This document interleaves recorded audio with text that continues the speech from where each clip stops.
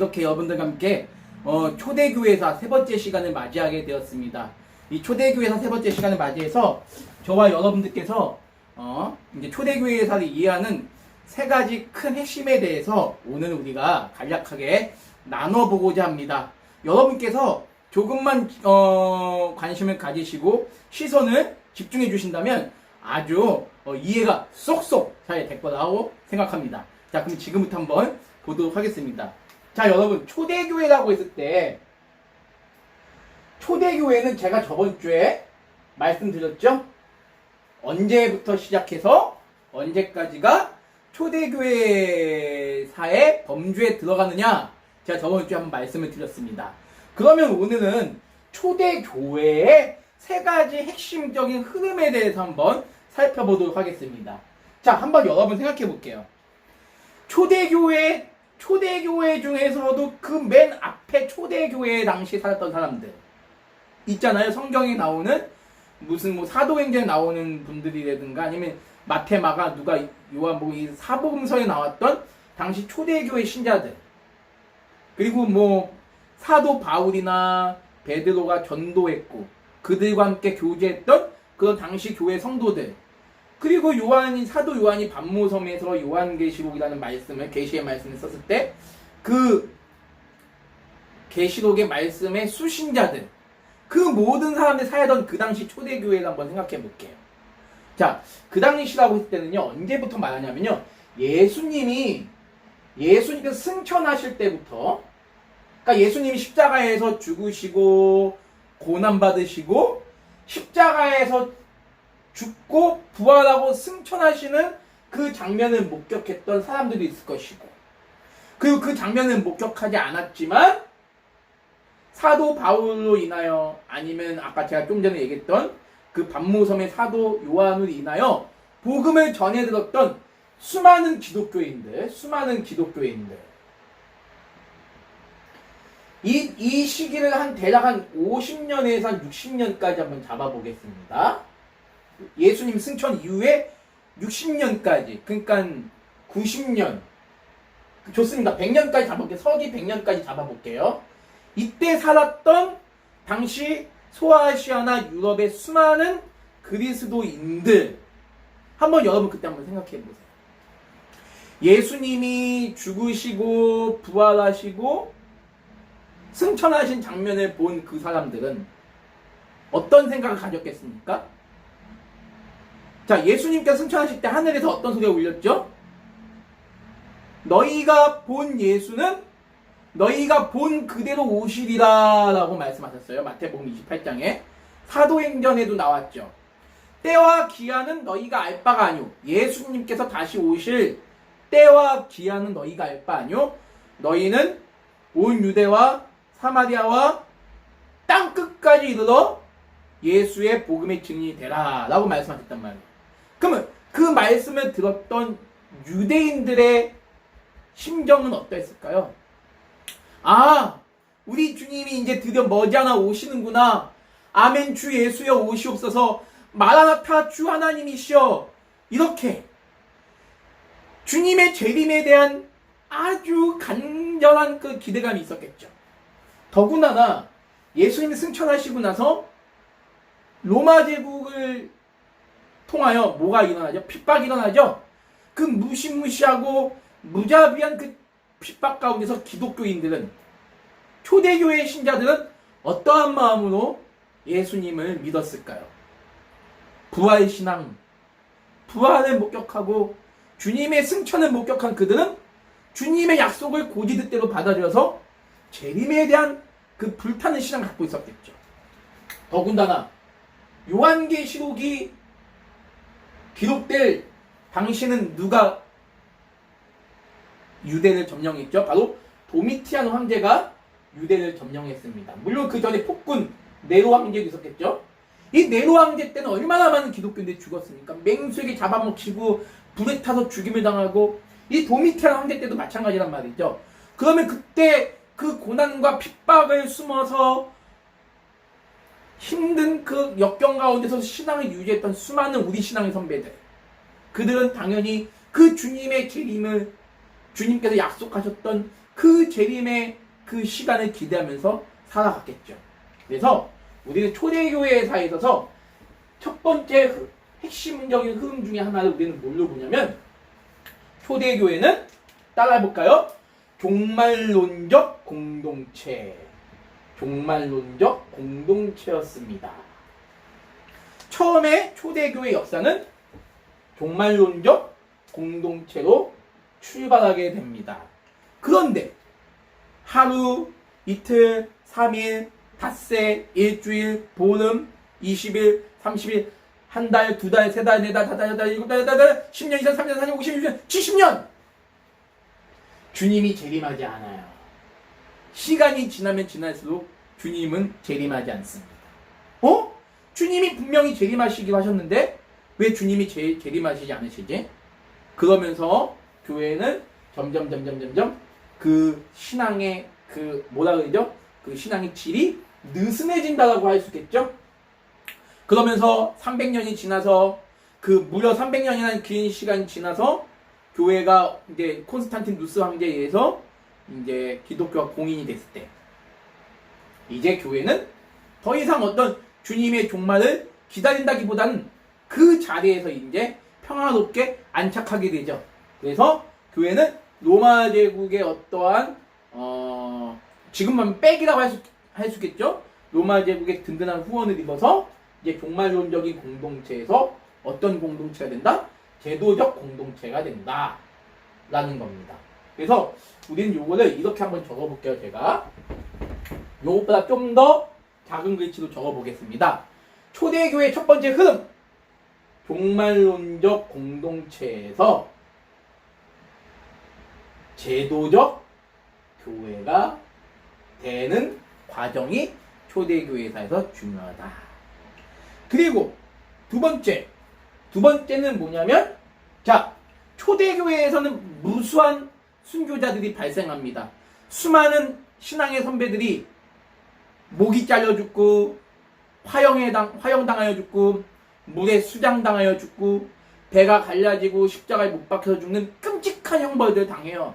그래서 저와 여러분이 나중에 이제 초대교회사를 배우게 되면 10대 박해, 그 유명한 로마 제국의 10대 박해에 대해서 공부를 하게 될 겁니다. 이 10대 박해를 배우면요, 물론 그것보다 수많은 박해들이 있었지만 이 10대 박해는 정말 말로 할 수 없는 그 아픔과 슬픔이 기록된 역사입니다.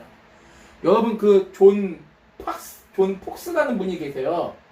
역사가인데 이분이 쓴 순교자 열전이라는 책을 보시면 초대교회 당시에 얼마나 많은 이런 분을 수많은 남성들 여성들이 주님의 십자가의 복음을 증거하다가 그 주님의 그 십자가의 은혜를 전하다가 그 주님의 십자가의 은혜보다도 자기의 생명 하찮게 여겨서 죽임을 당하는 분들이 너무 많이 나와요.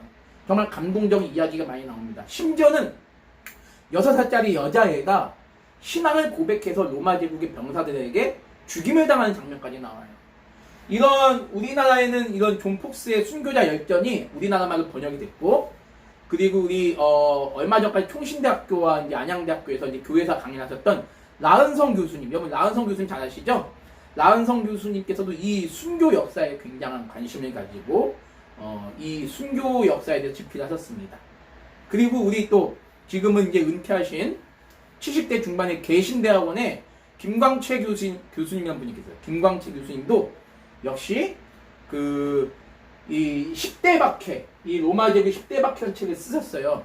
그래서 초대교회 당시 우리 신앙의 선배들이, 그리스도인들이 어떻게 신앙을 지키기 위해서 자기의 생명을 버리면서까지도 주님을 사랑했는지를 잘 보여주고 있습니다. 아무튼 간에 초대교회의 첫 번째 특징, 종말론적 공동체에서 제도적 교회로 나가는 그런 방향이었고, 두 번째는 뭐다?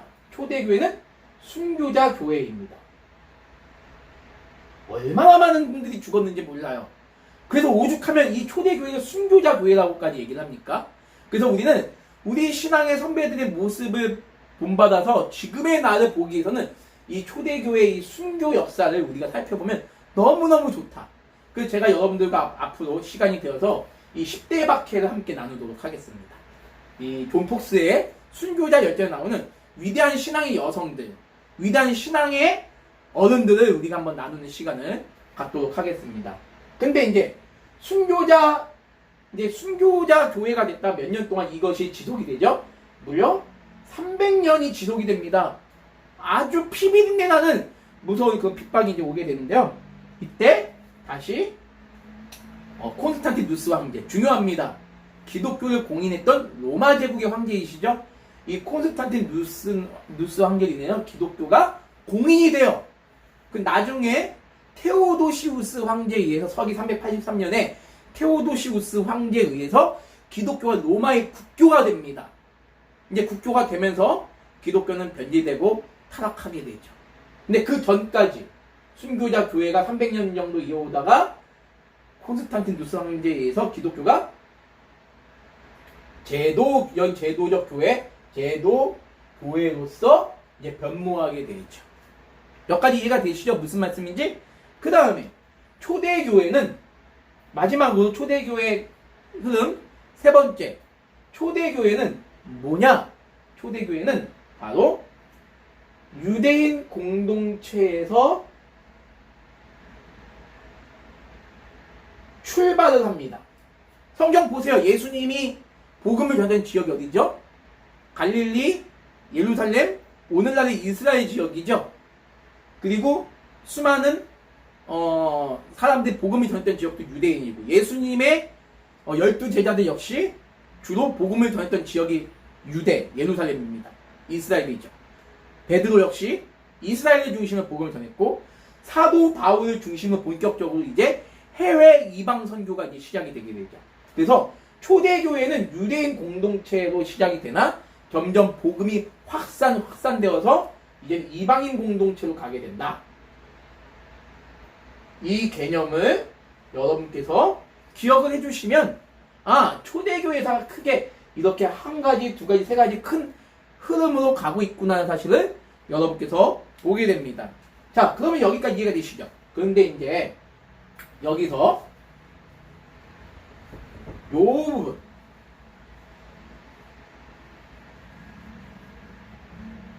종말론적 공동체에서 제도적 교회로 나가는 데 있어서 이때 세 가지 특징이 있어요. 여기 세 가지 특징인데, 이 세 가지 특징을 여러분들과 살펴보고 나서 이제 말씀을 마치도록 하겠습니다. 자, 여러분께서 보시면 알겠지만 첫 번째, 이 종말론적 공동체의 특징은 뭐냐면요, 매우 그 긴박한 종말의식이 있었다. 긴박한 종말의식. 따라해볼까요? 긴박한 종말의식. 그러니까 예수님이 보세요. 예수님께서 재림 승천하실 때 내가 너희들이 본 것처럼 똑같이 오겠다. 그러면 그 말을 듣는 사람들 입장은 어떻겠습니까? 우리 주님이 내가 살아있을 때, 아마 내일이라도 당장 오시겠구나. 온 세상을 심판하시기 위해서. 자, 당시 유대인들은 어디의 속국이었죠? 바로 로마의 속국이었죠? 로마의 속국이었고, 또 로마 제국은 황제 숭배를 강요하고, 나중에 우리가 알겠지만 기독교인들이 초대교회 당시에 가장 박해를 받았던 이유 중에 하나가 뭐냐면 황제 숭배를 거절했기 때문입니다. 로마 황제가 그럼 뭐다? 신이다라는 거예요. 근데 하나님을 믿는 사람들은 오직 누구만 섬기죠? 유일신 하나님만을 섬기죠. 그렇기 때문에 황제를 숭배한다는 건 말이 된다 안 된다? 도무지 말이 안 되죠. 그래서 수많은 기독교인들이 피를 뿌리며 순절갔죠. 그러니까 이런 황제 숭배가 강요되는 그 시기의 유대인들에게 있어서 주님이 오신다는 건 굉장히 기쁜 소망이에요.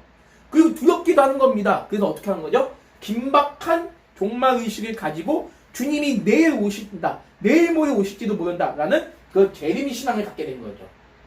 재림신앙을 갖게 된 겁니다. 이런 재림신앙을 갖게 되니까 따라서 어떻게 되죠? 이 초대교회 신자들은 뭘 하죠? 자신의 재산을 포기하고 이 재산을 서로 나누고 공유하는 거죠. 공유하고 섬기고 서로 돌보는 삶을 열심히 살게 되는 거죠. 내 재산이 없는 거예요. 사유재산이 없는 겁니다. 그리고 굉장히 내 옆에 이웃을 위해서 이제 살아가는 거죠. 따뜻한 선행을 실시하면서 살아가는 거죠. 근데 이걸 가지고 오늘날 어떤 일부 어떤 사회주의를 지지하는 분들은 바로 이것이 초대교회의 어떤 사회주의적인 현상 아니었느냐, 이것이 정말로 진정한 성도의 삶이 아니겠느냐. 그래서 기독교는 자유민주주의가 아닌 시장경제가 아닌 사회주의를 지지한다라고 이야기를 해요. 그러나 이거는 너무나도 잘못된 생각이라고 저는 생각합니다. 왜? 당시에 이 긴박한 종말 의식이 있을 수밖에 없었던, 로마라는 거대한 제국의 하나의 속국에 불과했던 그 조그마한 땅 유대에 사는 크리스찬들, 이들의 이 시대적 배경, 공간적 배경을 제대로 이해한다면 왜 이들이 이렇게 사유재산을 포기하고 이웃을 위해서 내게 우리 성도의 것이고 성도에게 내 것이고 이렇게 아름다운 그 삶을 살아갈 수 있었는지 이게 이해가 돼요. 우리는 이러한 남을 위해서 더불어 섬기고 나누며 섬기는 삶을 우리는 절대 반대하지 않습니다. 당연히 기독교인이라면 당연히 그렇게 사는 게 맞죠. 하지만 이것이 사회주의 제도를 인정하는 성경 말씀이다라고 이야기한다면 이건 성경을 굉장히 잘못 해석하는 부분이겠죠. 아무튼 간에 이런 재산을 포기하고 나누며 사는 삶을 가지게 됐죠. 왜? 종말이 가까우니까. 그쵸? 여러분도 이해가 되시잖아요. 오늘날도 그 이단들, 그 세대주의 종말론, 시한부 종말론자들 보면 뭐 주님이 오신다고 하면 보통 한 6개월 전부터 벌써 집단으로 모여가지고 자기 재산 다 버리고 아니면 다 나눠주고 집단 생활하잖아요. 그런 거와 마찬가지입니다. 이분들은 아무튼 뜨거운 믿음으로 그렇게 하나님을 섬기고 예수님의 재림을 기다렸던 사람들이에요. 그리고 이때는 또 뭐가 등장한다? 이때는 카리스마적인 그런 어떤 공동체가 드러난다. 세 번째, 카리스마 공동체. 따라해볼게요. 카리스마 공동체. 자, 왜 카리스마 공동체가 생겨날까요? 이때는 자 보세요. 예수님을 실제로 육신을 입으신 예수님 만났던 사람들이 굉장히 많습니다. 그분들이 그 예수님을 통하여 은혜를 체험했던 분들도 굉장히 많죠. 그럼 그분들이 이때는 아직까지 무슨 우리 오늘날처럼 어떤 목사나 교사 같은 존재가 없었기 때문에 아직까지는 어떤 초월적인 은사를 통하여 많은 사람들을 예수님께로 돌아오게 하는, 다시 말하면 복음으로 돌아오게 하는 역할을 했던 분들이 많아요. 대표적으로 사도 베드로도 마찬가지고 예수님 제자들도 마찬가지고 바울도 마찬가지였겠죠. 그런 카리스마를 가진 일부의 그 신앙인들을 통하여 그 예수님의 그 복음이 더욱더 든든히 세워진 시기가 언제다? 바로 이 종말론적인 공동체에서 제도적 교회로 가기 전에 그 상황의 교회, 유대교회가 바로 이런 상황이었습니다. 그래서 종말론적인 공동체가 가지고 있는 특징 세 가지를 오늘 우리가 배웠어요. 카리스마적 공동체가 이때 있다. 그러면 오늘날은 카리스마적 공동체가 과연 존재할 필요가 있겠느냐? 이제 하나님의 전성경 66권이 이제 종결이 되었고 주의 복음을 전하는 수많은 목사님들과 그리고 교회 장로님들과 교사들이 있기 때문에 이런 카리스마적인 공동체가 굳이 필요가 없는 시기가 됐죠. 어떤 기적만을 추구하고 어떤 신비적인 은사를 추구함으로 말미암아 예수님을 믿는 그 역사는 이 초대교회 당시에는 충분히 가능했던 일이에요. 왜? 주님이 승천하신 지 얼마 안 된 시기예요. 20-30년도 안 된 시기이기 때문에 이때는 그 종말의식을 가진 성도들 사이에서는 이러한 어떤 실제로 주님을 만났던 사람들, 주님에 의해서 병고침을 받거나 주님에 의해서 그런 은사를 수여받은 사람들이 활동하던 시기이기도 합니다.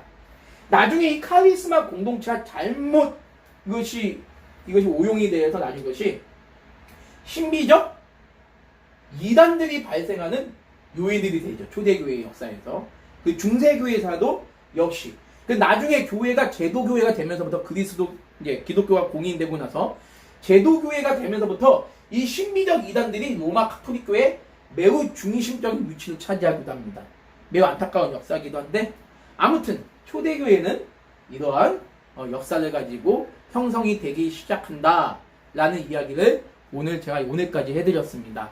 자, 초대교회 이제 역사, 종말론적인 공동체에서 제도적인 교회. 그리고 또 뭐가 아까 두 번째 뭐였다? 두 번째는 여러분 혹시 두 번째 기억나세요? 순교자 교회에서 다시 제국교회로 넘어가는 시점이다. 세 번째는 뭐다? 세 번째는 유대인 공동체에서 당시 이제 초대 교회는 유대인들 중심으로 기독교가 퍼져나가는데 나중에 어떻게 됐다? 이방인의 중심으로 이제 기독교가 확산되고 그 이방인 교회 공동체는 오늘날 우리 대한민국까지 오게 되는 그 원동력이 되었다는 사실을 여러분에게 말씀드렸습니다. 자, 오늘은 여기까지 우리 초대교회사 이제 핵심적 흐름 세 가지에 대해서 살펴보았습니다. 다음 주에는 좀 더 본격적으로 초대교회사에 대해서 더 깊이 나가는 시간을 갖도록 하겠습니다. 여러분 감사합니다. 안녕히 계세요.